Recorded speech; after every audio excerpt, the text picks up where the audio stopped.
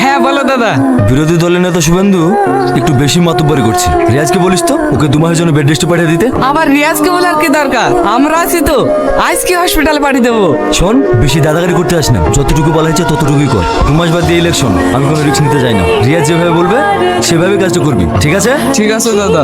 রিয়াজের যে কি দেখিছে, শুধু রিয়াজ আর রিয়াজ। ওই শালায় আমার পথের কাটা হয়ে দাঁড়িয়েছি। ওই শালাকে না সরাতে পারলে আমার স্বপ্ন পূরণ হবে না। ছাড়ো দাদা, চলো একটু বাগান বাড়ি থেকে ঘুরে আসি। এই সেই হলুদ জামা পরে ওই মালটা কি রে? ওর দিকে তাকাই না দাদা, ওটা রিয়াজের আইটেম। রিয়াজের আইটেম? শালার পছন্দ আছে তো, মালটা আজ রাতে আমার বাগান বাড়িতে আসার ব্যবস্থা কর।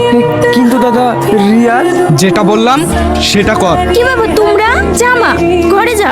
আরে থাক না, সমস্যা কোথায়? এলেন এ এতগুলো টাকা কিসের লেগে বাপ? ও এমএলএ ভাই রাজু, আপনার মেয়ে কি পছন্দ হয়েছে?